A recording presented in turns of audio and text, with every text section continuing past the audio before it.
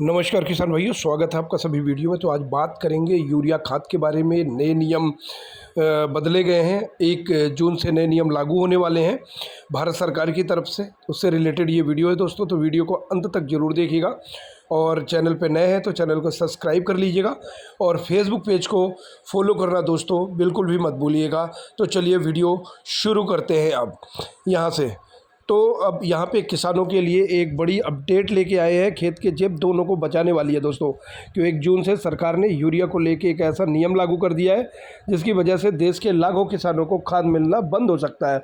जी हाँ, आपने बिल्कुल सही सुना है। अगर आप दुकान पर जाएंगे कहेंगे कि तो मुझे 10 बोरी यूरिया दे दो, तो दुकानदार आपको सीधे मना कर देगा, चाहे आपके पास कितना भी पैसा क्यों ना हो। अब यूरिया का एक एक दाना डिजिटल लॉक हो चुका है। अगर आपने इस वीडियो में बताई गई 3 गलतियाँ की तो आपकी किसान ID ब्लॉक हो जाएगी और इस सीजन में आपकी फसलों को यूरिया का एक दाना भी नहीं मिलने वाला है।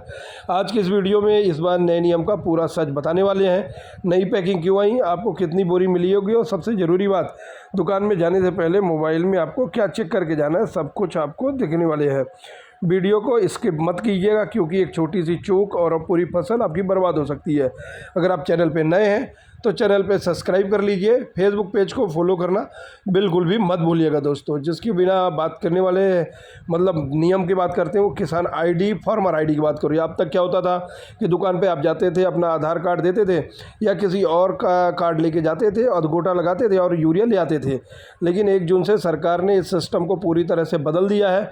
अब सरकार ने हर राज्य के भूमि रिकॉर्ड यानी लैंड रिकॉर्ड को सीधे फर्टिलाइजर विभाग से पोर्टल से जोड़ दिया है।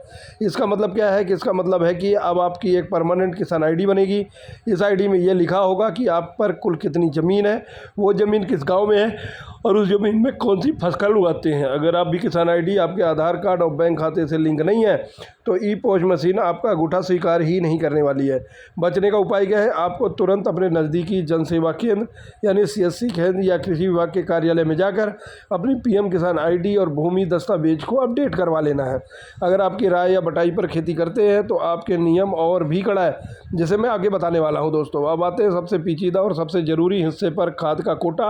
अब अपनी मर्जी से यूरिया का स्टॉक नहीं कर सकते हैं। सरकार ने तय कर लिया है किस फसल को और किस ज़मीन को कितनी यूरिया चाहिए। आइए इसको एक उदाहरण से समझते हैं दोस्तों। मान लीजिए उत्तर प्रदेश या बिहार के किसान हैं। सरकार के नए सॉफ्टवेयर के मुताबिक 1 हेक्टेयर यानी लगभग 4 बीघा या 2.5 एकड़ ज़मीन पर अधिकतम 7 बोरी यूरिया का कोटा तय किया गया। अगर आपके पास 2 हेक्टेयर ज़मीन है तो कंप्यूटर आपको खुद ब खुद 14 बोरी यूरिया अलॉट कर देगा। लेकिन अगर सोच रहे हैं कि आप 15वीं बोरी खरीद लेंगे तो मशीन आगे ट्रांजैक्शन करेगी ही नहीं। दुकानदार चाहकर भी आपको 1 किलो यूरिया फालतू नहीं दे पाएगा। इसमें सबसे बड़ा ट्विस्ट क्या निकल गया है, ट्विस्ट है फसल का। अगर आपने कागजों में धान दर्ज कराया है तो आपको धान के हिसाब से कोटा मिलेगा। अगर आपने गन्ना दर्ज कराया है तो गन्ने के हिसाब से मिलेगा। लेकिन अगर आपने खेत खाली छोड़ा है या फसल की जानकारी गलत भरी है तो आपका कोटा 0 यानी कि 0 दिखाई देने वाला है। इसलिए गिरावरी या फसल पंजीकरण के समय सही फसल दर्ज कराना अब बेहद ज़रूरी हो चुका है।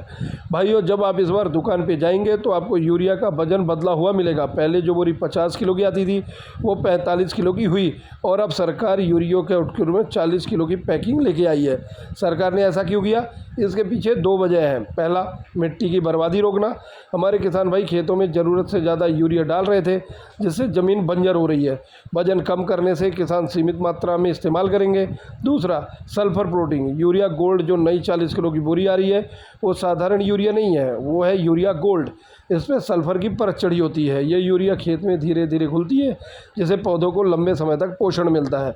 यानी कि जो 50 किलो की साधारण यूरिया करती थी वही काम 40 किलो की यूरिया गोल्ड करने वाली है।